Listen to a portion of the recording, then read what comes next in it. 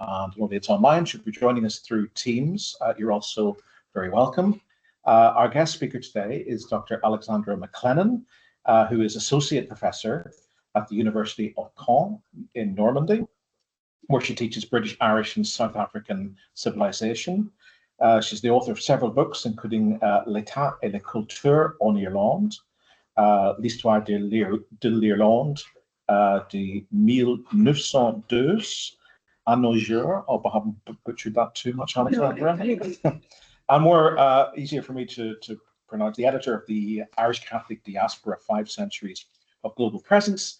And she has now under contract a biography coming out on Cardinal Owen McCann, who's the subject of today's paper. So Alexandra is going to talk to us today about Cardinal Owen McCann, 1907 to 94, de Roomse gevaar in apartheid South Africa. So Alexandra, you're very welcome. Thank you very much. Thank you very much, Peter, for the invitation. I'm very happy to be here with you. Thank you for coming. I'm sure you can see why I chose this picture for the cover of my forthcoming biography of South Africa's first cardinal. It shows Rome in all its splendor descending onto Cape Town. Yet this representative of Rome is South African born.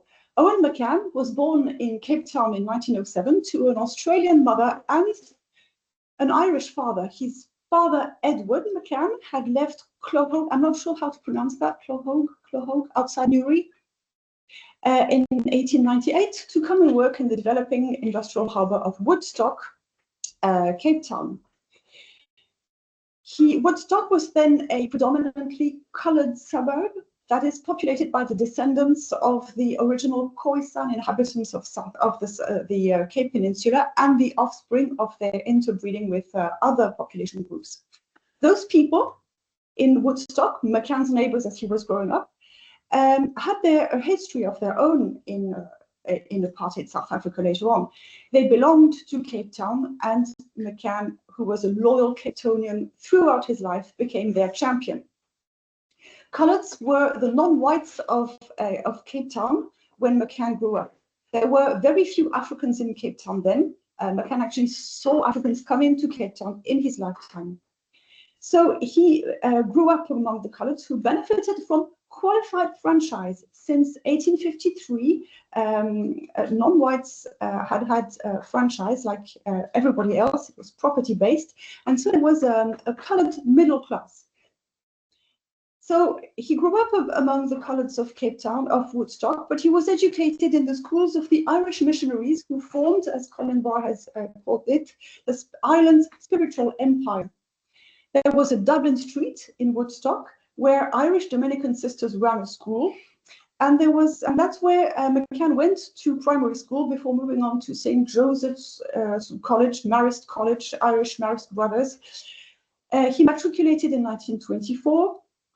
And because his father had gone through a hard time in his business, McCann had to leave school and start working for the South African Railways, going to night school to study for his matric, but he was successful nonetheless. He had his heart set on going to study for the priesthood after matriculation, but his father said he couldn't afford to send him to Rome, which was the only way then to become a priest. There were no seminaries in South Africa. So he went on working and studying at the same time. He studied business and logistics. He earned the equivalent of an MBA. So he acquired some business skills which served him well later in life. And that for 6 years. And he went to Rome in 1930 to study at the College of Propaganda Fide, which was the college that trains missionary priests throughout the world. He was ordained in Rome, and he returned to Woodstock in 1936 as a parish priest.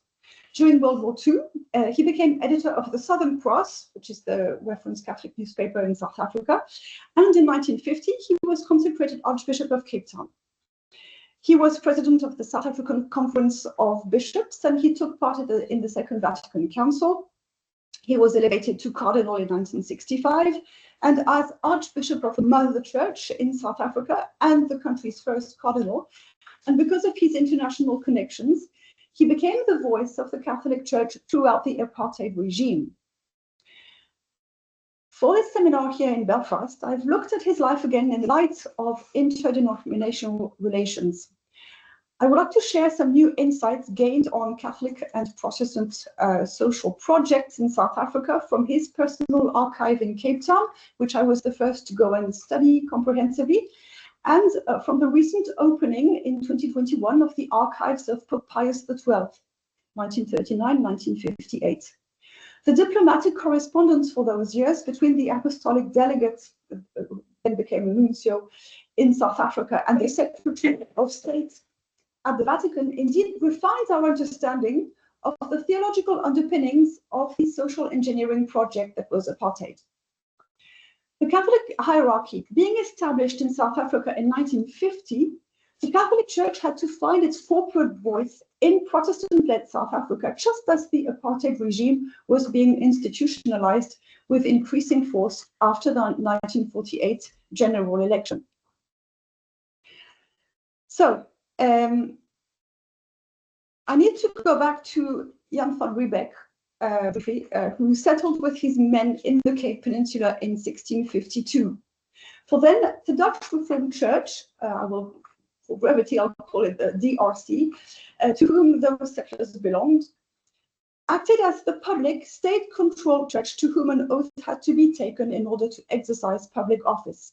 1652 was indeed 4 years after the conclusion of the 30 Years' War, 1618 to 48, which had torn Europe along Catholic and Protestant lines, states, allegiances, and notions of church-state relations. As a result, Catholicism was held by the new Dutch settlers in South Africa as the religion of the enemy, and its public practice was outlawed. The foundations were laid then for a long-lasting antagonism between the DRC and the Catholic Church around two vastly different understandings of their role towards the secular authorities and around two vastly different theologies and anthropologies.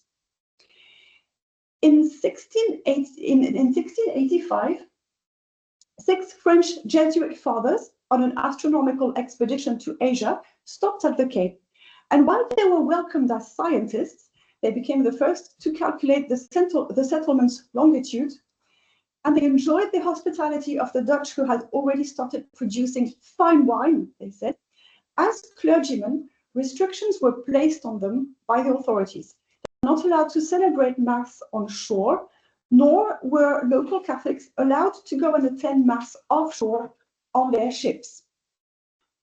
One of the Jesuit fathers recounted in his diaries one day, as they came out of their ship with a microscope in a gilded leather case, some local inhabitants came up to them, thinking that they were carrying the Blessed Sacrament.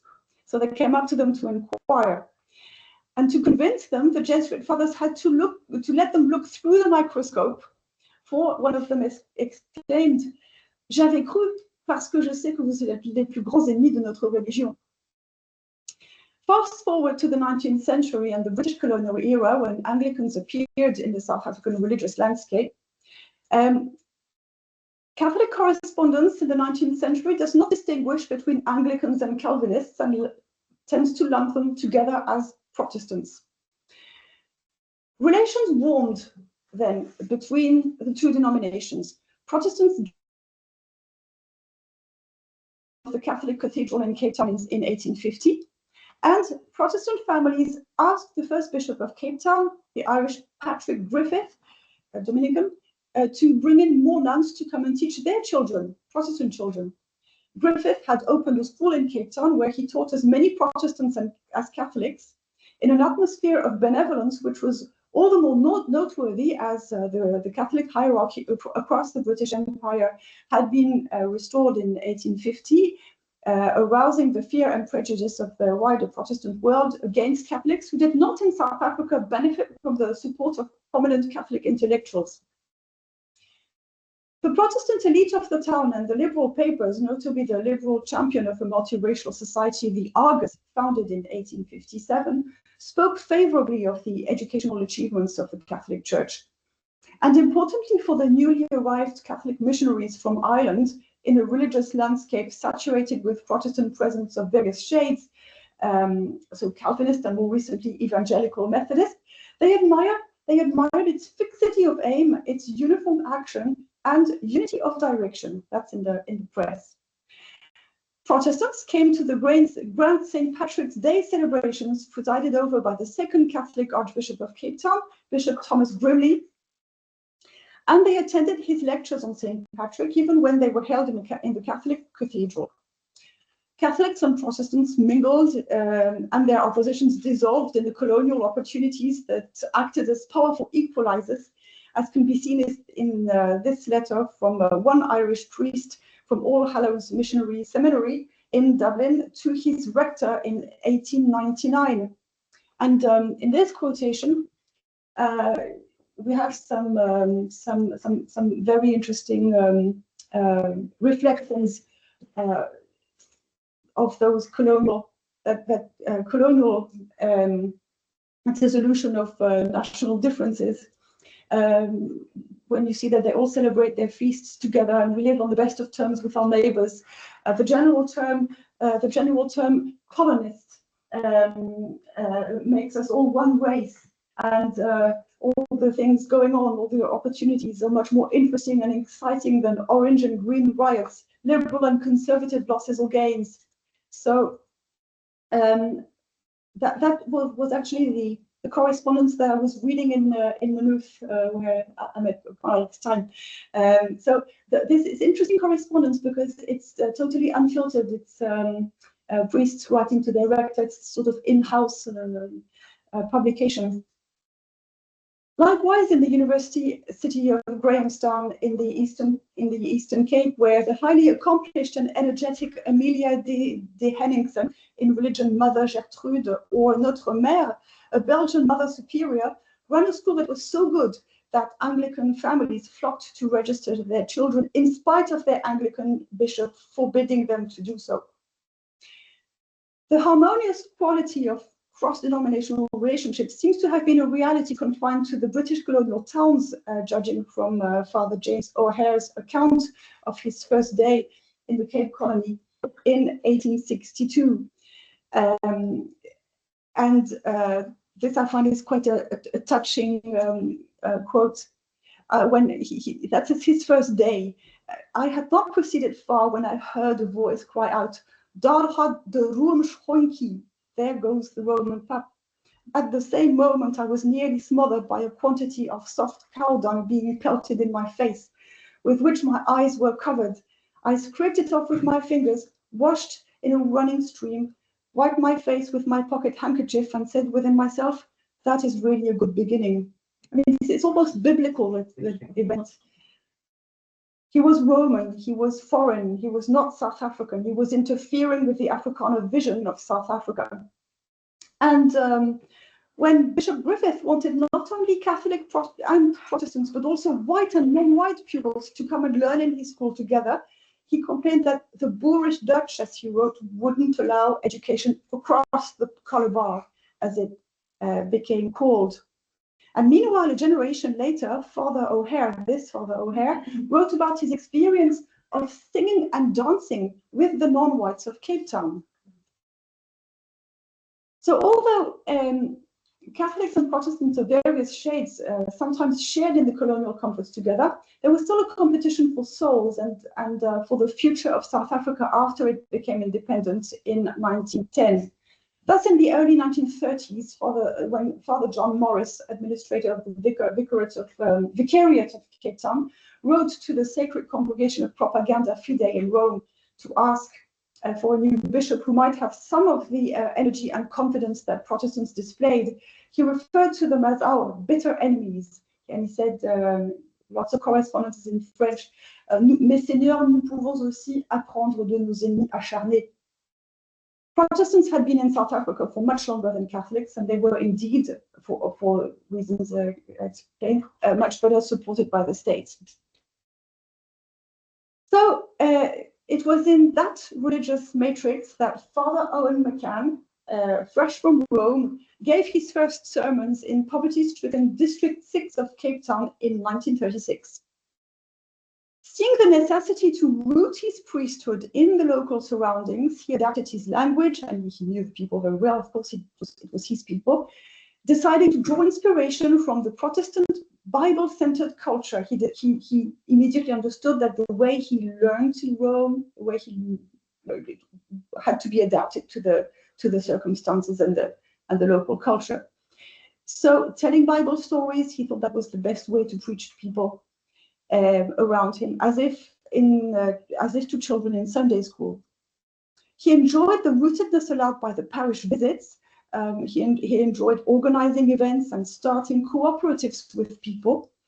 And it was, in fact, Catholic social teaching in action. On the strength of the healthy, functioning, diverse social fabric that he had seen around him in Woodstock, McCann seized every opportunity to try and popularize Catholic social teaching in South Africa, a topic about which he had learned a great deal because he was a student in Rome when Quadragesimo Anno, I'm sorry, I can't make myself speak Latin in English, Quadragesimo Anno in 1931, the actualization of Pope Leo XIII's programmatic Rerum Novarum. He spent the rest of his life trying to import Catholic social teaching as the antidote to apartheid, to the government project of separate development. He used Catholic social teaching to try and impress the idea of equal human dignity and combat racial segregation. McCann was a young parish priest when the education system was becoming a nursery for the social project of the new Afrikaner-led National Party, which had come to power for the first time in 1924, defeating the empire-loyal Jan Smuts. The delegate apostolic wrote to the Holy See that he sensed the trend towards, and he wrote it in French, l'école unique, as he put it himself. In the name of national interests, the government had started becoming more markedly opposed to private schools. State schools were provided in order to impart a neutral religious instruction based on a few Christian truths and moral principles. The delegate apostolic Gilswyk, the first delegate apostolic, reported to propaganda that Catholic schools, to qualify for government funding and to attract children from wealthier Protestant families, adopted the curricula and the set books of the public schools, and thus became used to teaching an adogmatic Christian education. The Apostolic Delegate also wrote to Rome that colored schools were to be allowed to have colored teachers only as early as 1932. So then the Catholic Church would no longer have direct access to religious teaching in the schools because colored teachers, there were not enough colored teachers trained initially. This posed a serious problem for the Irish teaching sisters in the coloured areas of Cape Town, because the Irish Dominican sisters were established in the coloured areas, so they no longer had access. Celebration was another battleground for the competing claims to the commemorative space. 1938 is an interesting year in that regard. McCann wanted to celebrate the centenary of the arrival of Irish Bishop Patrick Griffith, the first resident bishop in South Africa. It was the Catholic centenary, 1938. Bishop Henneman of Cape Town decided that a Eucharistic Congress should be held on the occasion. McCann, then a young parish priest, realized the importance of celebrating on a grand scale and of inviting widely, that is to say, political representatives. It was also, 1938, the centenary of the Great Trek, the Afrikaner frontier narrative, marked by the erection of the Voortrekker monument in Pretoria. The significance of the Catholic celebration can be appreciated by the local efforts of the Federal Council of the Dutch Reformed Church and the Protestant Association of South Africa to prevent it from happening. They handed out a leaflet titled "Rome Challenges Protestantism in South Africa!" exclamation mark, which, by constantly referring to the Church of Rome, tried to make the Catholic Church a foreign interfering agent. That it referred to the celebration as a stupendous undertaking made it great publicity for the Catholic Church. And this again, this quotation is interesting. It's revealing of the cultural anxiety, ritualistic splendor, magnitude, any religious function which this country has yet seen. Will you join us in opposing this invasion of our country? So when this was sent to Rome, which is how I got to know about it. This is in the Vatican archive, so of course it was sent as a report to for the bishops to show Rome that they were working well and advancing the cause. But Protestant children still went to the Catholic Church, to the Catholic schools when the Catholic schools offered the best education around, the Dominican schools being a case in point. It was also essential for the future of Catholic schools to cultivate the loyalty of Protestant families, because not only their souls might be saved, but they also had deep pockets. As a result of that arrangement, there were only at the time around 30 to 40% of Catholic pupils in Catholic schools. But that worked well, not only because schools were then on a sound financial footing, but also because the Protestant work ethic was set by clergy, Catholic clergy, to often give a good example to Catholic pupils. In those schools, McCann suggested, there was a need to emphasize Catholic social teaching rather than differences between Catholics and Protestants, which must also be clearly known. So it is interesting that he saw that Catholic social teaching could bring people together and get them to work together. McCann believed that if the next generation of South African citizens, Protestants and Catholics, could be educated in the worldview that promoted equal dignity of human beings, they might look at segregation more questioningly. During the war years, Jan Smuts returned at the helm of South Africa, and he took South Africa to fight alongside the British forces. The Afrikaner section of the population resented this commitment, and they also resented that the color bar or job reservation had been relaxed in industry to meet wartime demand. Indeed, that situation, the relaxation of the color bar, had placed unskilled or semi-skilled Afrikaners in competition with non-whites, and it amplified Afrikaner cultural anxieties. Would Afrikaners survive as a distinct nation?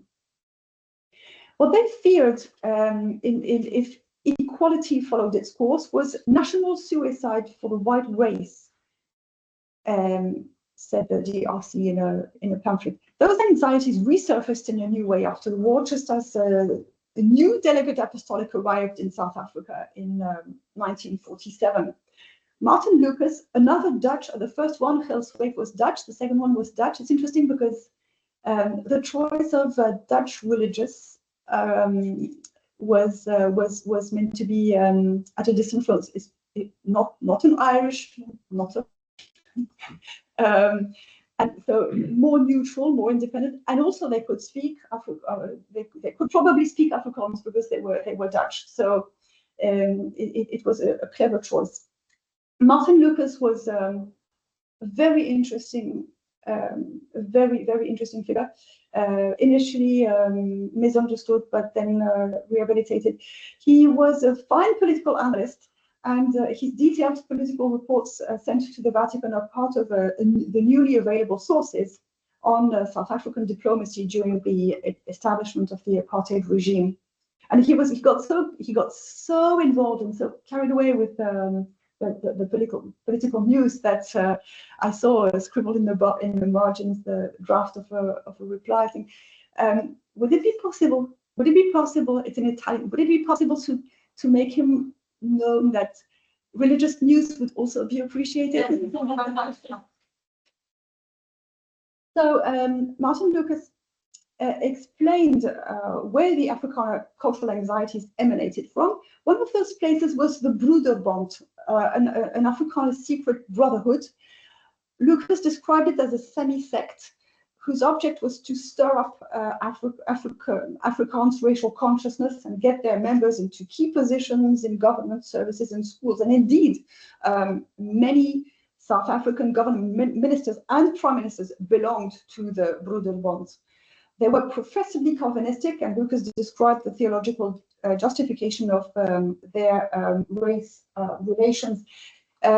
Natives are subjected to, that's Lucas writing, to a divine decree, and destined to be led by the races of a higher vocation, in particular the Afrikaners. They wished to see the natives well treated, taught to work, and taught Christianity and civilized, but by a system summed up as a lower parallel ladder. So that was how he understood the situation, and he wrote about it to Rome.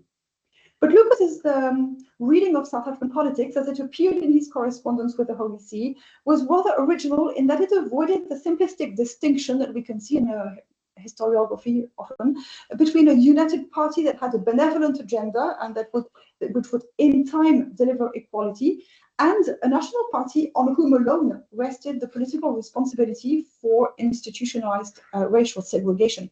Neither party, Lucas said, would grant franchise to non-white inhabitants. Both parties staked economic development on the availability of cheap African labor. Neither party would tolerate the admission of non-Europeans into skilled trades in competition with Europeans, and both parties advocated social segregation. So slightly different styles, slightly different language, but at bottom, same agenda. McCann didn't place high hopes in the United Party either. After Smuts, he said that he didn't see them as having anything more to offer after the Second World War. Meanwhile, he feared greater state control after the war. He feared tightening control and tightening purse strings on the Catholic colored and African schools.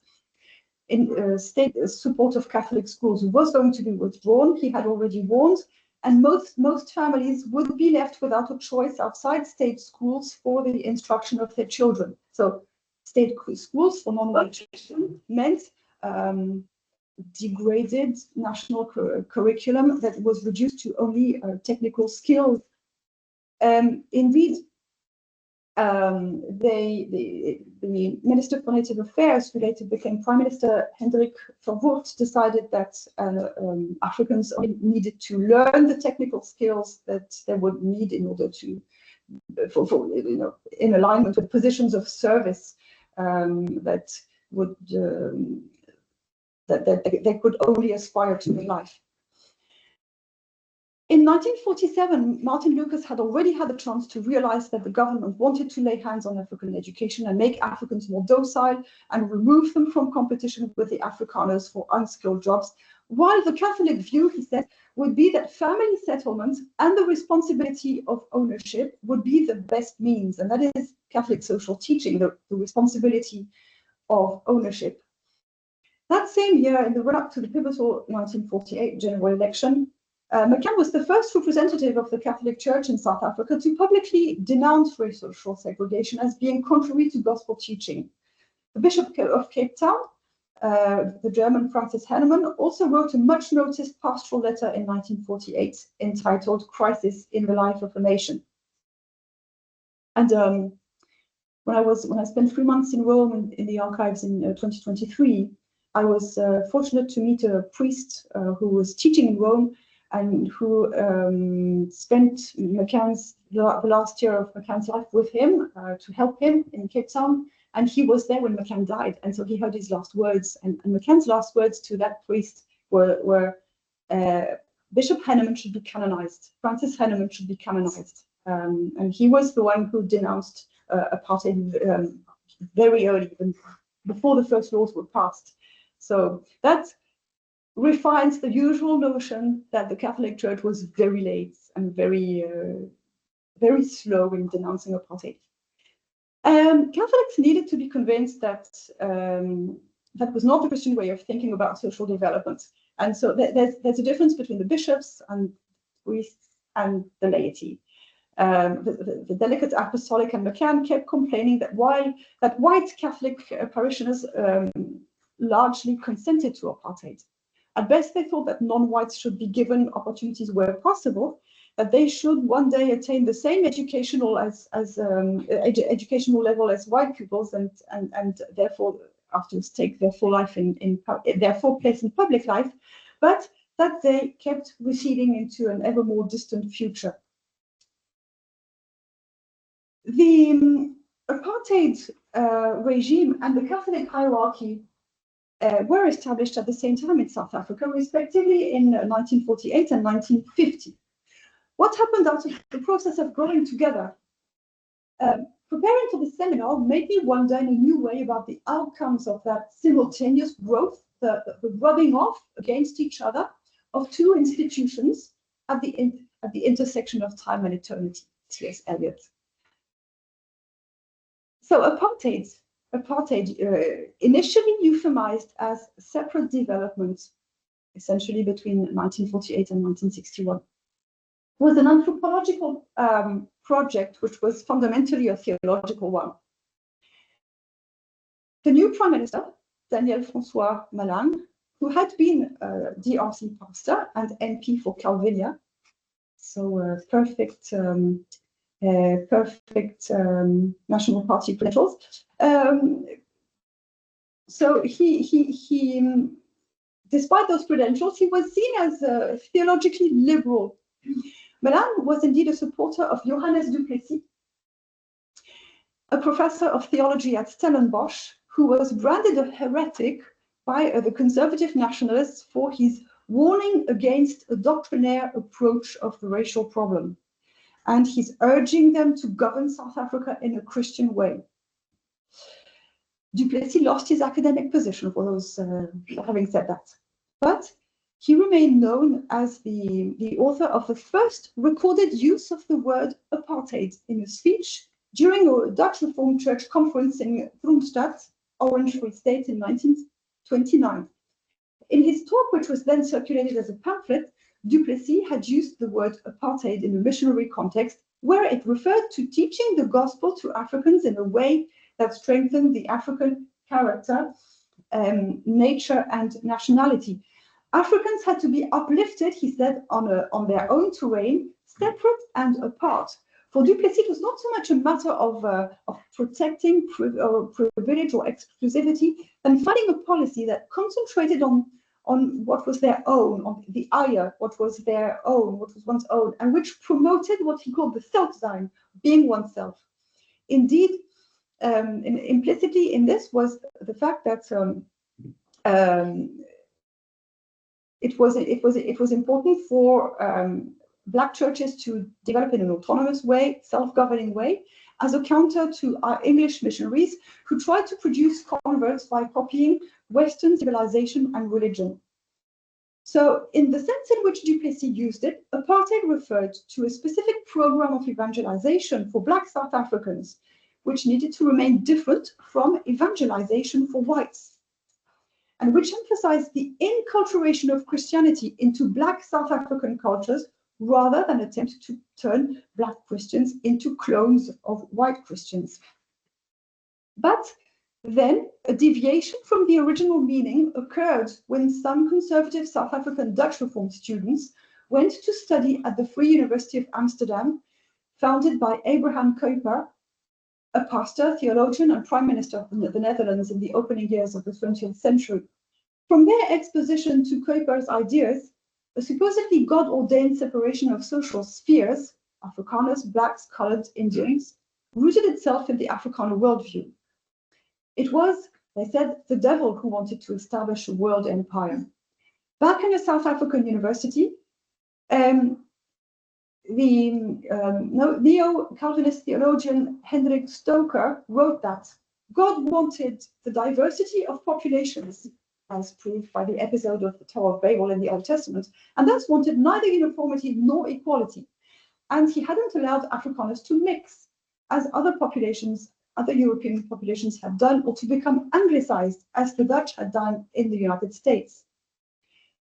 The shift away from Du Plessis' original definition of apartheid is noticeable when the idea of separation comes in, which was absent from Du Plessis' discourse. The fabricated pseudo-theology grew in rhetorical appeal after the war, the relaxation of color bar and so on. In 1944, the Dutch Reformed Church had held a remarkable Volkscongress where the famous DRC minister, poet, and Bible translator Johannes du Toit famously set out to show that the whole Bible, from cover to cover, supported segregation. His talk framed the narrative of creation as an achievement of unity and harmony through separation. Diversity comes from God. He did not create a great big mass. Du Toit's representation of God as divider provided the theological justification for apartheid for years to come, and a case study in political instrumentalization of the Bible, which nowhere discourages marriage across population groups, McCann kept repeating. Afrikaners were the chosen race of God's people to whom a divine mission had been entrusted. By the end of the 1940s, the Dutch Reformed Church and its followers in the National Party seem to have essentially forgotten the original meaning of apartheid. Maclennan ended his first statement by placing his policy under the inspiration of the Christian faith, but although he derived from his theology from Duplessis, much of the original inclusiveness and promise of development had been lost. That is how the National Party then justified its policy of racial separation with a pseudo-theology based on a flawed analogy. Now, the Catholic response, and that is the new stuff in the archives. In the Southern Cross, McCann, as editor of the Southern Cross, immediately addressed the alleged biblical foundation of apartheid.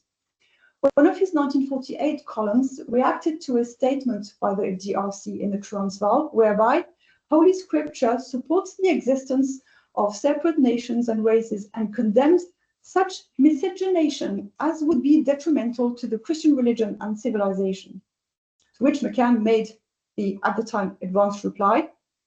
We would like to, at the outset, to make it clear that, properly speaking, there is only one race in the world, the human race. The consequence, people have been led to believe that apartheid was necessary to safeguard European civilization, and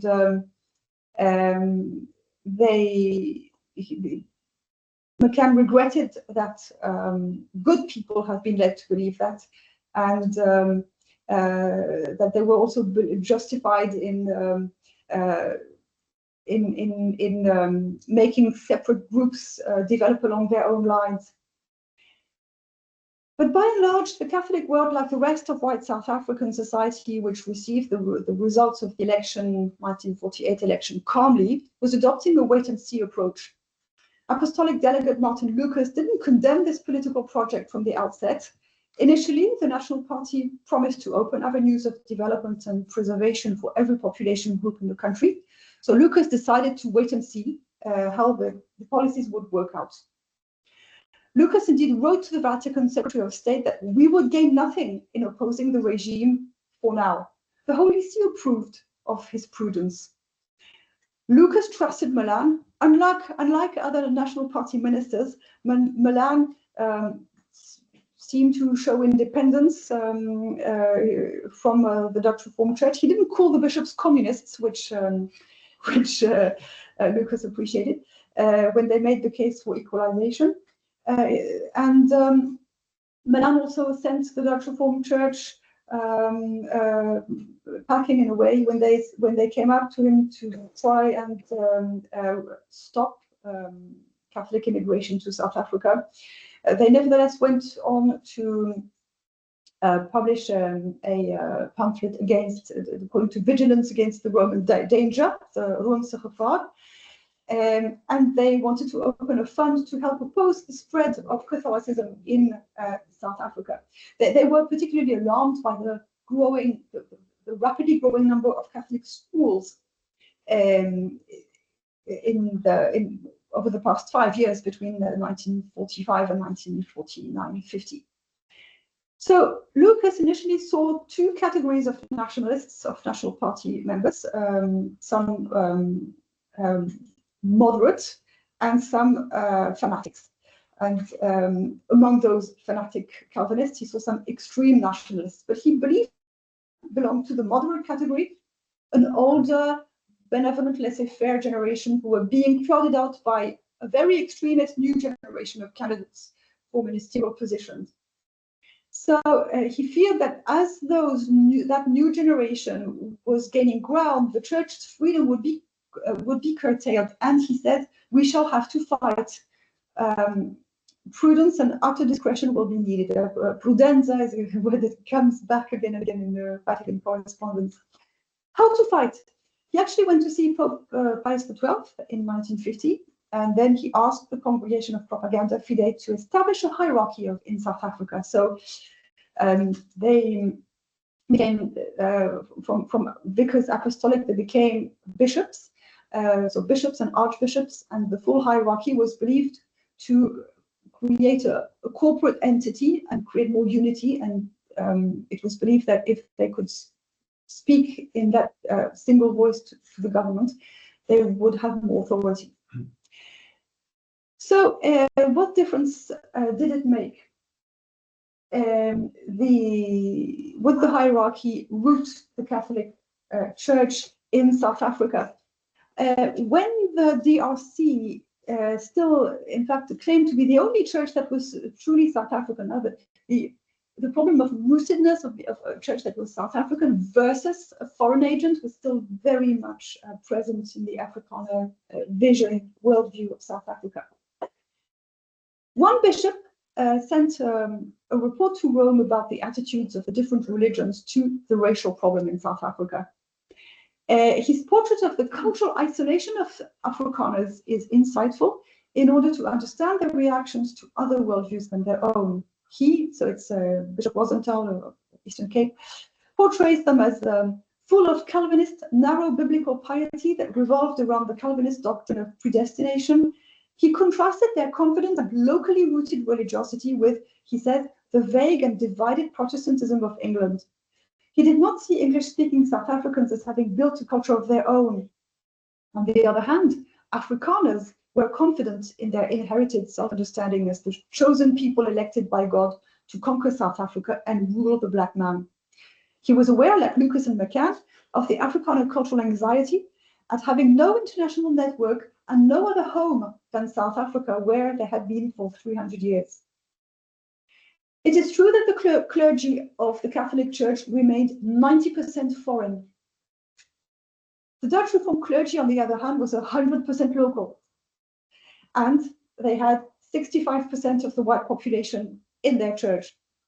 So the Catholic Church needed to reach out to the Afrikaner community, and so for priests to be able to speak Afrikaans properly.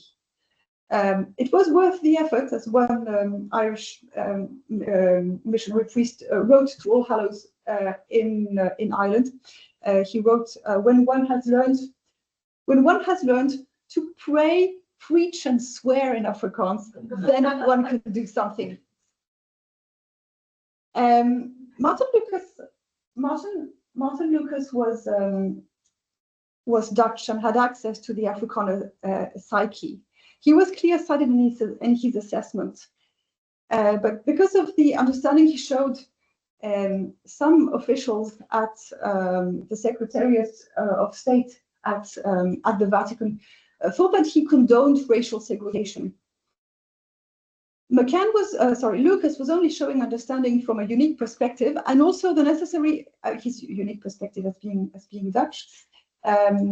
And also the necessary prudence in the interest, as the interests of the church were clearly threatened in the early 50s.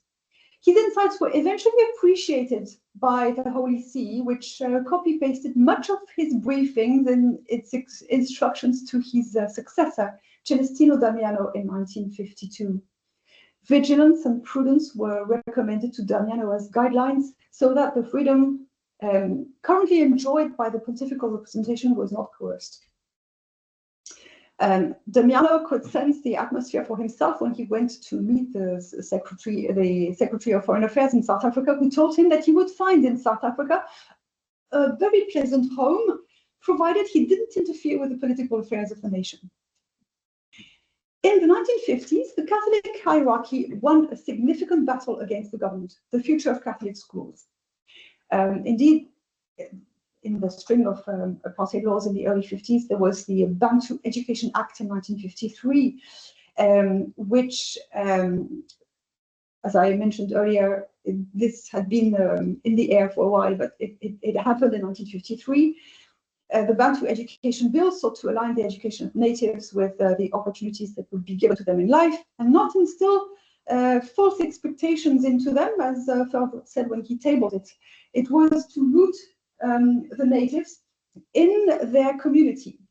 And then it was then that the Pope the Pope called the South African bishops to a decisive and energetic action. So far, the Vatican said the Apostolic Delegate had not shown sufficient ability or energy. So that's not Lucas, but Damiano, the new one. It was only in 1954 that the hierarchy started to move. So they came out of their wait-and-see attitude. There was a disastrous meeting between a delegation of bishops and Verwoerd, Minister for Native Affairs, who tabled that bill. Verwoerd dismissed the bishops as people coming from overseas, coming to tell South Africa how to solve its problems. Verwoerd kept repeating to the bishops that they were a foreign body, to which Archbishop of Durban, Dennis Hurley, who was better known than McCann, quipped that there was only one person in the room who was from overseas, himself, the Dutch-born Verwoerd. The Secretariat of State at the Vatican heard about that, about bravo in the margin of a public statement. He was pleased the bishops were at last showing energy, and the hierarchy was standing firm. There were 790 Catholic schools, 120,000 pupils, and they stood to lose almost $1 million in state subsidies annually. And without state support, in fact, how could 5% of the population, so that's the 5% church, the Catholic Church, how could 5% of the population sustain 70% of its schools and 20% of the country's hospitals? Faced with a dilemma, the Catholic bishops decided to continue to run the schools anyway and to launch a vigorous campaign to fund them privately. The national fundraising campaign was a huge success, raising over £976,000, equivalent today to £33 million in 2025, earning the admiration even of Verwoerd himself. In the African Catholic schools that couldn't be kept by the Catholic Church, McCann obtained the right for them to follow their own religious syllabus instead of the neutral one taught in state schools elsewhere. It was a significant victory for the bishops in 1957, one in which McCann played an active part. Another battle was won that same year in 1957 when the government tried to segregate churches. It was the Native Laws Amendment Act. And with a new confidence, the Catholic bishops responded, "We have no native or European churches, there are simply Catholic churches." In the end, the government relented. It was up to the local church ministers to decide who they accepted in their churches. It was the church clause of the Native Laws Amendment Act. So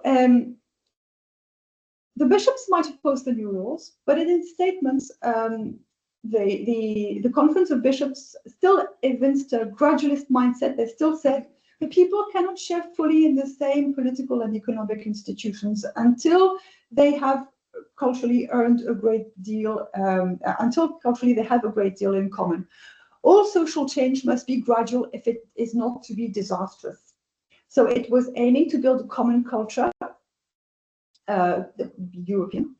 But for now, there was a white church that was European, and it's actually still the case, and a missionary church for Africans.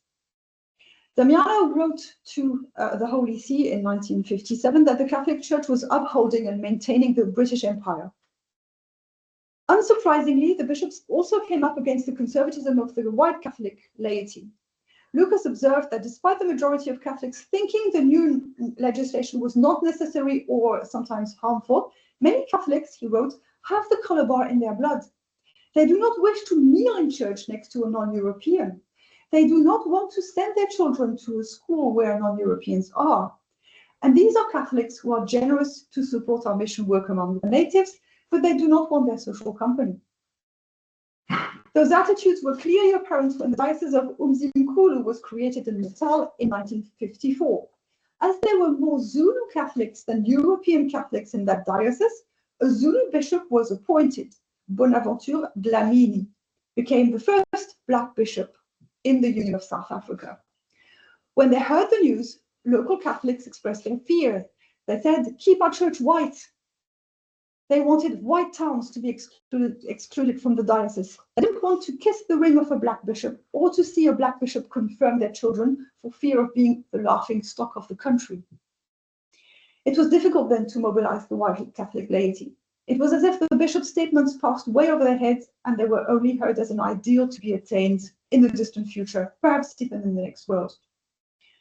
The conservatism of the Catholic laity was visible too when it came to serving the army of the apartheid regime, when it was involved in the neighboring conflicts arising from Portuguese decolonization on the side of the colonial powers against national liberation movements that were backed by the ANC. It was obvious for a number of white Catholics that the ANC was to be fought against at all costs, in other countries as well. Reflecting on the dilemma, McCann undertook, and successfully so, to introduce conscientious objections. So he lobbied the government for that repeatedly over the years. That was the third victory of the Catholic hierarchy. Meanwhile, he also continued to put forward the compassion one had to have for the Afrikaner who seeks to maintain his identity as a people. Their history is very important in their eyes, he said. They are still, to a large extent, fighting the Boer War.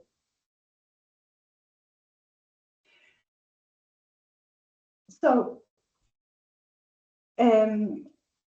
we come now to a phase post-Vatican, post-Sharpeville, post-Vatican, and the rubbing off that happens. In their construction phase, the Catholic hierarchy and the National Party grew together in the same space, rubbing off each other in confrontations in which they were in a defensive posture. Did they learn from each other? Were there some concessions made? McCann, on the Catholic side, soon saw the need for a Catholic Church that was not clerical, but rooted, where subsidiarity was a functioning principle in keeping with Catholic social teaching.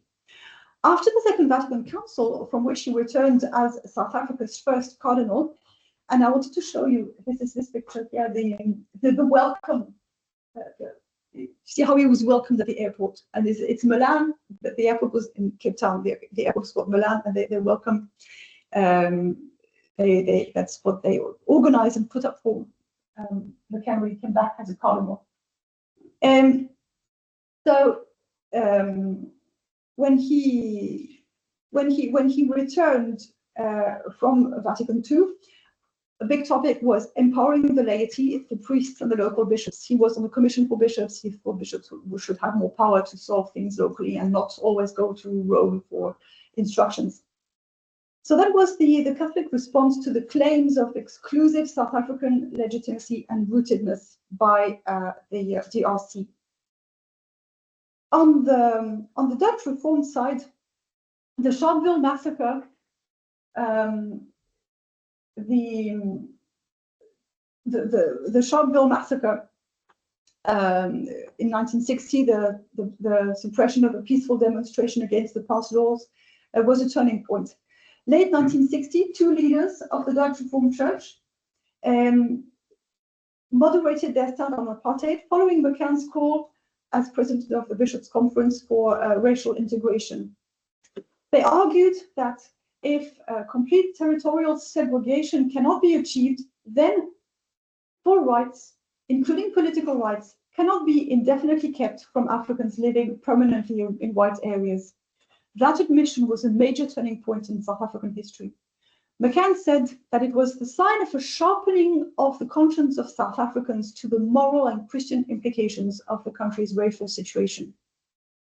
Sharpeville was also a turning point for Pius XII, a Calvinist who died who had a long life, died in 2004, a Calvinist minister of the Dutch Reformed Church who had been involved in the Broederbond from its beginnings.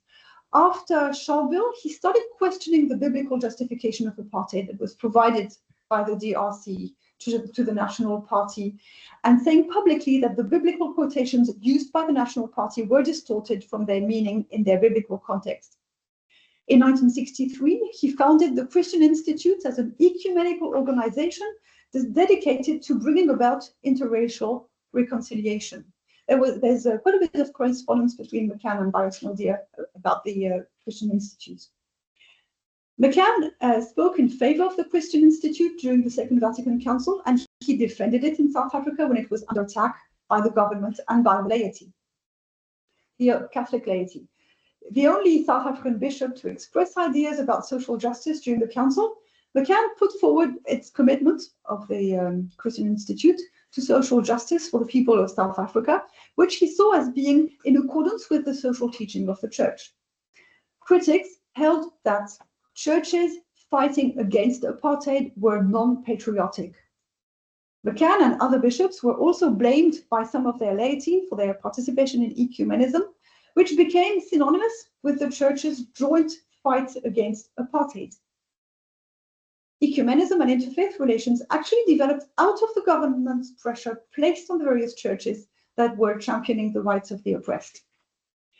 The 1972 Call to Conscience, Catholic bishops, was the most forceful statement of the Catholic Bishops' Conference during the apartheid regime, sensitizing the public to the various evils of dehumanization that the apartheid regime had brought about, and they were endorsed by Pius XII. Two bishop statements followed in 1977, which attracted worldwide attention, all the way to the American Congress, to the open confrontation of the government by the Catholic Church. The Church had started desegregation. So the Catholic Church in South Africa, in Cape Town, started desegregating its schools. It was actually Irish Dominican nuns that started undoing apartheid in Cape Town. And its seminaries, long before apartheid legislation was officially dismantled. The Dutch Reformed Church did its aggiornamento on its theology of marriage and apartheid in the late 1980s. McCann wrote in 1982, "We must marry with these people. We have no other choice. We have no right to hold back our blessing, and never mind what the law prescribes." So there was that stage, and then there was the Crusade of Prayer for Peace in 1985, and that was McCann's idea, which he launched for the territory of Imbiza, which is a regional meeting of bishops of the whole Southern African region in 1985, and it was actually announced in Parliament. And he stressed that the church has been gradually taking root in African soil. It's not a foreign growth, but Christ made visible in African men and women.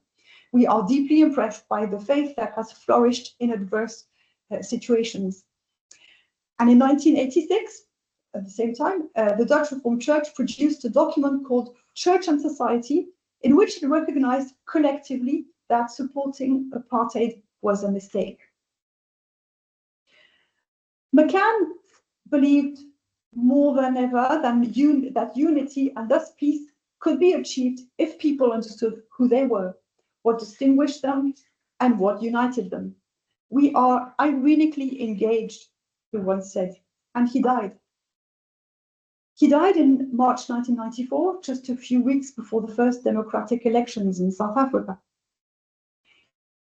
He would have liked Nelson Mandela as a president. I sensed that, and I had confirmation of that by people who knew him. He would have had doubts about the methods and the outcomes of the Truth and Reconciliation Commission. He would have endorsed the scholarship coming from this university, Adrian Brooker, Brandon Hamber, Gladys Gagnon, to name but them, on conflict resolution, on the subject of peace building as distinct from peacemaking, on the necessity of building peace by transforming relations at grassroots or mid-level, the necessity of creating the political and social space to create new forms of relationships. He would have got on well with Pope Leo XIV, who is rekindling interest in Catholic social teaching. He wouldn't have put it this way, but he would have affirmed academics and faith leaders and epistemic communities, to quote Luquette Sandal of the University of Ohio, and he would have wished that they continue to always produce meaning. Thank you.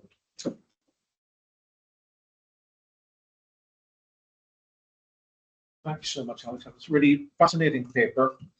I'm sure we'll have questions from the group, and people online just raise your hand electronically, And Becca will ask you to put your questions. So let's open it to the floor. Who'd like to start? Yes, the Mark.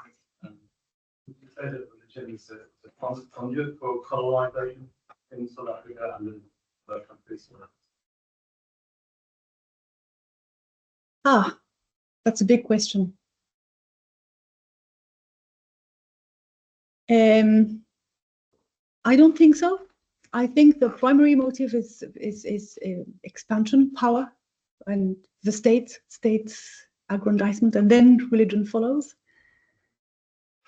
Part of the church-state relations.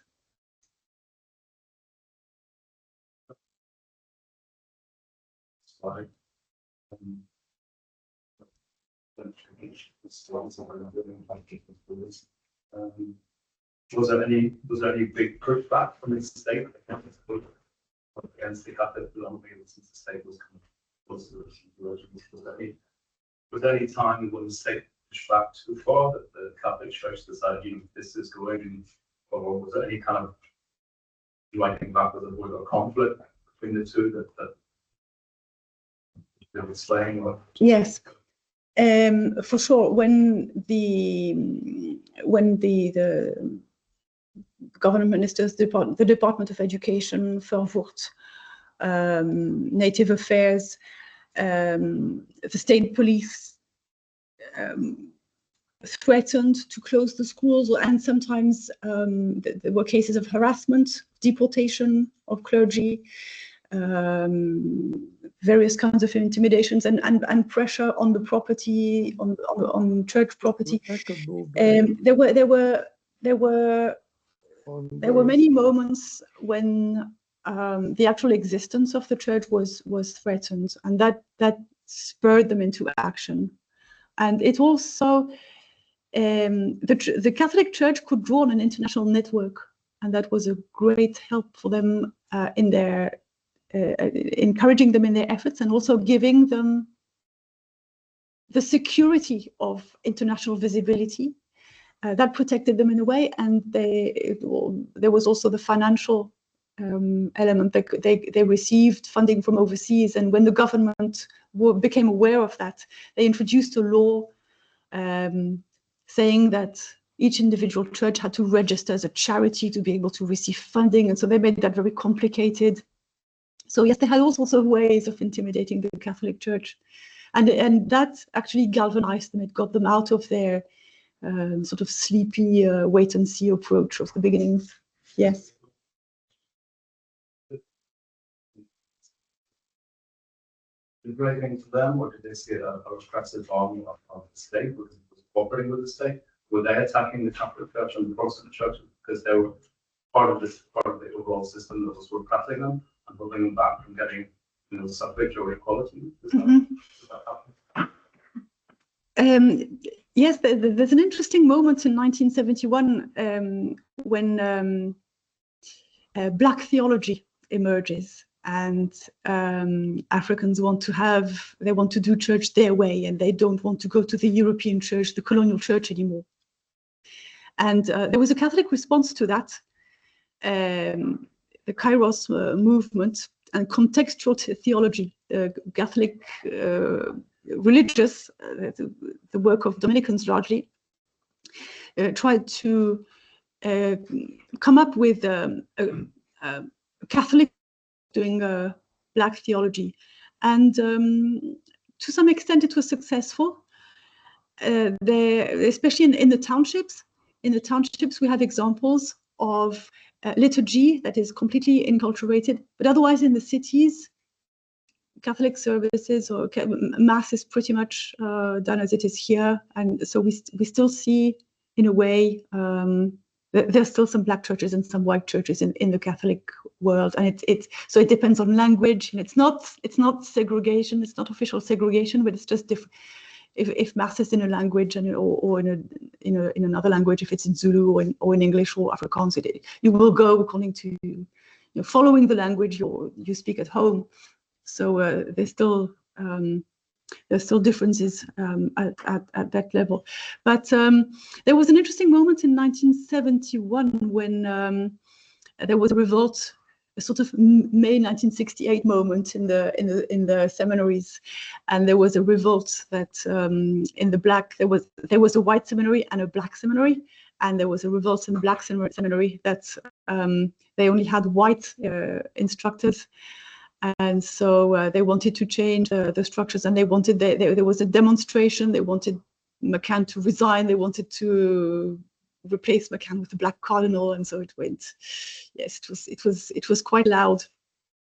And after that, they appointed more African bishops, and so it accelerated that indigenization of the church. But the Pope was repeatedly, even in the early 20th century, the Pius XI, before Pius XII, was constantly calling for indigenization of the Catholic Church, but it happened very slowly. That is true. Yes, sir. Thank you. This was a great presentation, fascinating case. I love the pictures. My first question is substantial one. The first picture was of a plane. The last picture, there's a plane. Is that a plane? Same location. Different picture. More substantively. Yeah. Do you want an answer to that? Yes. Actually, this is when he leaves Cape Town to go to Rome for the council, right, saying goodbye to his people. Yeah. And the first one is he comes back from the council as a cardinal. So you see, yes, they're connected. I thought it was exactly. This fact. So two questions. One is you talked about him and the Vatican. You didn't talk so much about his clergy. Then on several occasions you mentioned that the Dominicans were the heads, and the Irish sisters were desegregating on their own. Mm-hmm. So the question is whether he was in tune with his clergy, whether the clergy was opposed or in favor, whether the clergy actually pushed him to behave as he was, how much influence that clergy and maybe even the believers, what kind of relation he had, influence they had on him.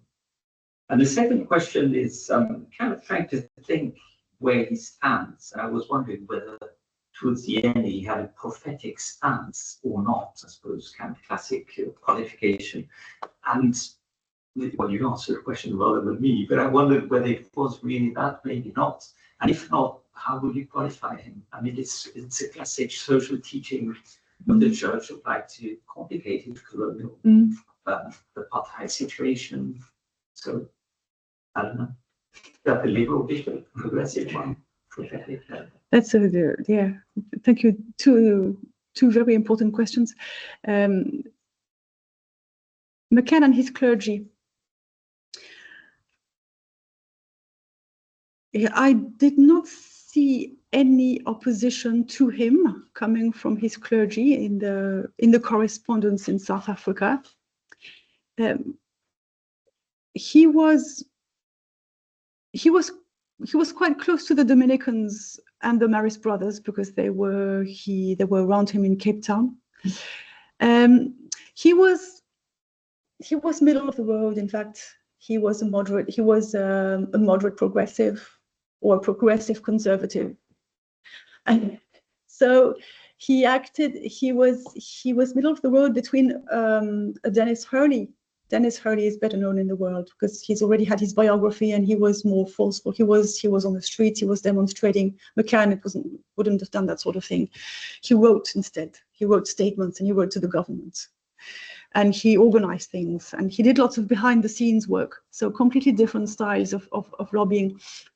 And there were some more conservative types. There was some more conservative types around Pretoria and Johannesburg, and so he was the voice of moderation between the bishops, which is why he was chosen. And interestingly, that is why he was chosen over Hurley to be cardinal. Because the nuncio, because it was not yet the nuncio, only in 1994, but still delegate apostolic, thought that Hurley was a little bit too volatile, and Hurley opposed the the Pope on Humanae Vitae and Hurley's views were a little bit too advanced.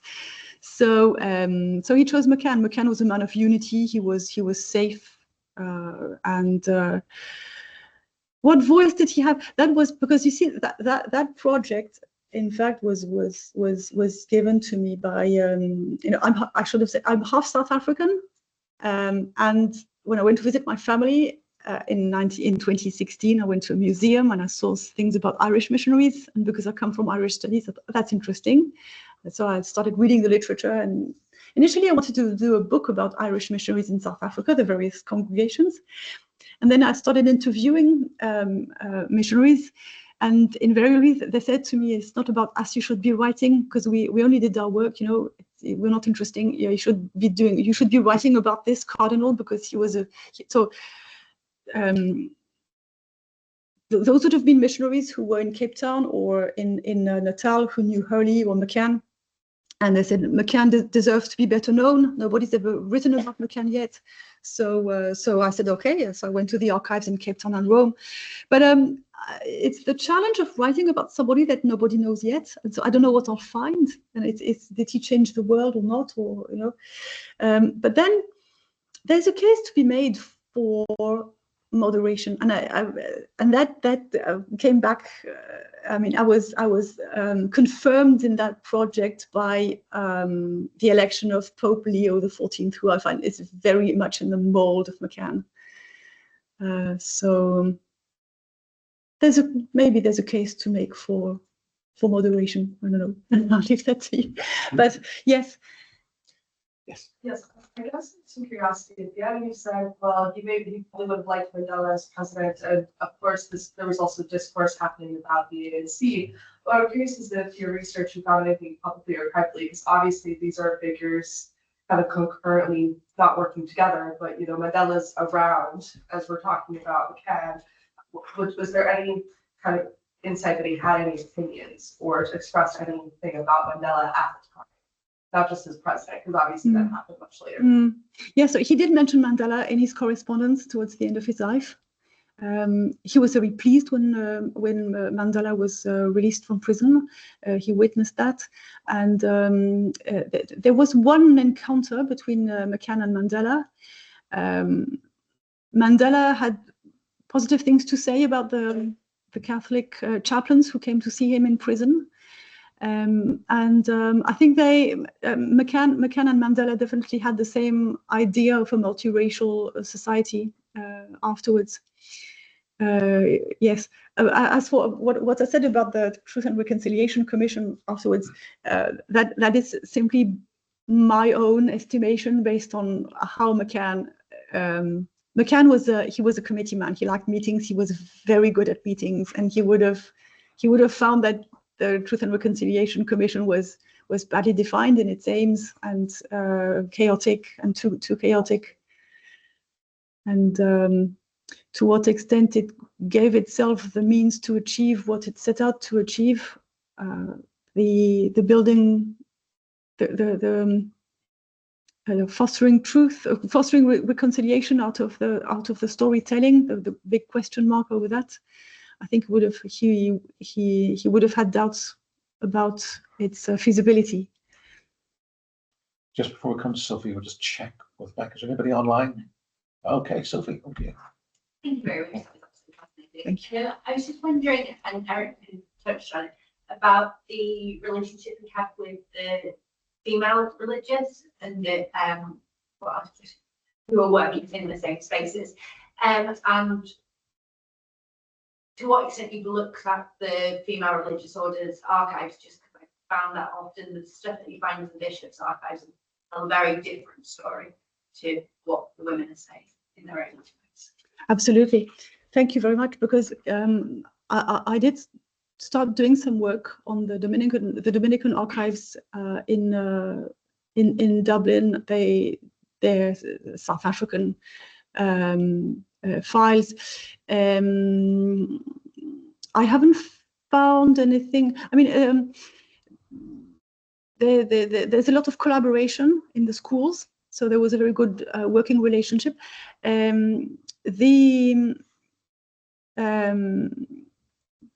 it's an interesting moment what happened when the Dominican sisters opened their schools to all races in 1975-76. It was actually before Soweto, and they worked with McCann on that, and it was McCann gave them the green light to do that. So there was a great relationship of support. Now, apart from the Dominicans, I don't have any archival material for other congregations about McCann. I'd started doing work about the Roweto sisters in Pretoria and things like that, but like other Irish sisters in other parts of the country, but that's going to be a side project. McCann didn't have any, you won't be surprised by now to hear that McCann didn't have any views about appointing women to the priesthood and things like that. It was, he just simply wasn't on his radar, Can I ask you, Alexandra, so I mean, obviously your paper's very much set up around this strained and then belatedly improving dialogue between the Catholic Church and the Dutch Reformed. I mean, and obviously that's the kind of principal point of engagement and dialogue here. But you didn't mention the Anglicans at all, but yet Anglican voices against apartheid are significant. I think Trevor Huddleston, 40s to the 60s, and obviously, Desmond Tutu much later on as well. So, I mean, is there any sense that engaging with the Anglican Church matters at all, or is it too much of a sideshow really to be significant to McCann and people around him? He did engage with his Anglican counterparts when they did joint celebrations, or especially remembrance services. And of course, they came together for ecumenical sort of meetings and movements. It's interesting how fighting against apartheid actually brought them closer together. They had a common cause. There was a good relationship. They congratulated each other for when they advanced in their careers, when they were appointed somewhere. There was on a human level there was a good relationship. Now there's certainly more work to be done on the nuances in their theologies and their theological approach to the issue, and I don't have any evidence, for example, of relationships between the Anglican Church and the Dutch Reformed Church. That would be an interesting area to study, because their views were opposed within the big Protestant family. We have very different worldviews. So,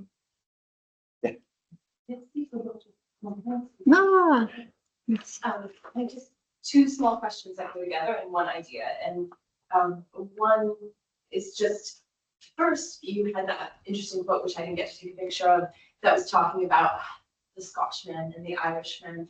And so if you went to this picture, but maybe, and how there was sort of this idea of equalization across race, and what different conceptions of race So I guess my question, it leads into a question, but my thought is just how interestingly that quote demonstrates the idea that where racial ideas might have separated the Irishman from the Dutchman or someone else away from the space of,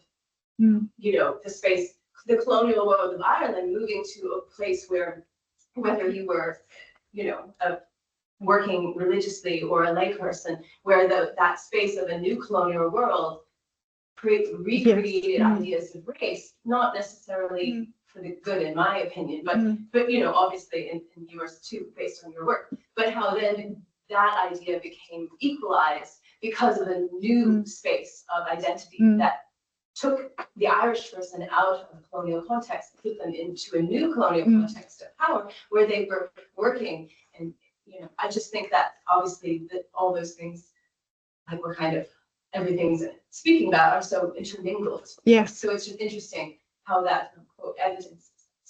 And then I guess my question is, kind of go together, is just how much do you think, and was this sort of evident in any of the correspondence that you looked at or archived, that the fact that Afrikaners were, the other Afrikaner communities that were not primarily, obviously, in any way Catholic, that they were funding these schools and probably through governments, other things? Do you think that that source of money, which obviously came from colonial endeavors, it was sourced so much from on the ground there, and obviously imperial locations elsewhere, just intermingled through trade and other things like that? How do you think that sort of transcribed or was translated over into that middle ground stance that the Catholic Church was taking? Not so much McCann, but some of these other people where they were making concessions about having to, respect Afrikaners for their desire to maintain their own identity, so to speak. I'm paraphrasing. How much was that ever discussed in any of these letters, that funding source? Or no, sorry, it's a very long question. Was it sort of like in the background? Yes. So first, about that, the new mingling in that of various population groups in that new colonial setting, that represented for McCann a sort of lost harmony that he wanted to recreate in his life work, and especially within the colored neighborhoods. He saw the coloreds working together, living together with Europeans, and that was the last harmony that I think that he wanted to recreate throughout his life, with that reference, the way we are shaped by our childhood. And so that otherwise, I'm not sure that the financial element, the funding elements, the economic aspect of the economic power of the Afrikaner community comes very much into consideration. It's more political, identity politics and political power, because capital comes from Britain largely. We see that especially when there's Harold Macmillan's speech, The Winds of Change, when he comes to South Africa, and he puts forward everything that all the money that has come from Britain and that has contributed, all the capital that has been invested in different ways in South Africa.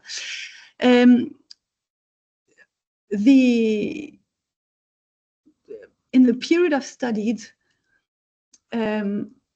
it seems, and in the correspondence, it seems that the Afrikaner population is sort of sandwiched between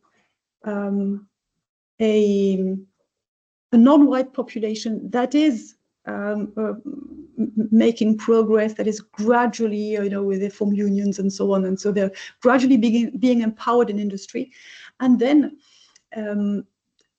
an economic elite that is still British, from a British extraction.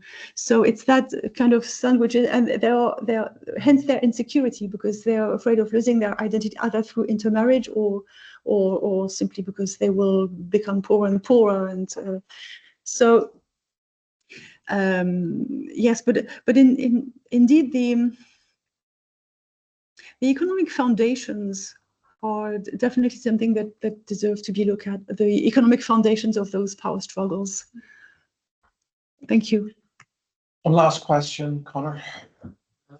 My question might be simple, it might be simple. So you talk about he goes to Vatican II, he's doing all these things, we've got some people there on the ground, he's going to Rome, he's doing these discussions. Now, there's other people that are, in kind of neighboring countries, around that kind of the same region or the same kind of area or continent that are doing kind of similar things around the same time. I think like Lamont in Zimbabwe, who was also there too. He focuses more on the commission for missionaries and different things. And he focuses on a different commission anyway on campus. But I wondered, is there a discussion then or later with other figures other kind of Catholic clergy, important figures in other countries where, you know, Mozambique, other areas, other countries where similar struggles are going on between kind of I suppose a white minority rule and you know, white minority rule and black majority kind of country. And if he has any influences, he's got any connections with this kind of global network. It's not a small question. It's a great question. Yes, I have some great Donald Lemond quotes about the Vatican Council, because he kept a journal of the council, and he wrote very well. The place where McCann would have discussed African issues with other African bishops would have been Imbisa meetings, the regional Southern African meetings, and there's another one, SICAM. He didn't really believe in those meetings very much. He likewise, when there were all African meetings at the council, they set up sort of big plenary meetings of African bishops, and he thought these meetings were. He didn't like large meetings where there were too many people. It went on for too long, and there was no agenda. So he, in his correspondence, he refers to those meetings. I haven't seen reports or anything substantial or anything interesting coming out of them. That's a very good idea for a new project, trying to ask the episcopal conferences of those countries if they have those documents. And who knows, if Pope Leo opens the archives of Paul VI, then we'll have new material. Excellent. Thank you all very much for coming, and thank you especially to Alexandra. This has been a great taste of it. Thank you. That's a book to travel, right? So the book will be out in 2026. Exactly. Published by Notre Dame. It's coming out next summer. Next summer, summer 26, for the biography of Cardinal Owen McCann. It's going to be a great book on the basis of what we've heard today. So. And it'll be prefaced by Philippe Denis, Dominican, who's very knowledgeable on Dominican history in South Africa and Catholic history in South Africa generally. So very great. Pleased. So just before we go, so next week we were hoping to have Shinjini Chattopadhyay here from University of North Carolina. Unfortunately, she won't be able to travel due to circumstances outside our control relating to US government policy. So we're going to go online only with that. So she'll be sitting in Chapel Hill. We'll all be wherever we are, and hopefully we'll have a good conversation about Yeats and cosmopolitan nationality. Okay, so thanks very much, everybody. Thank you.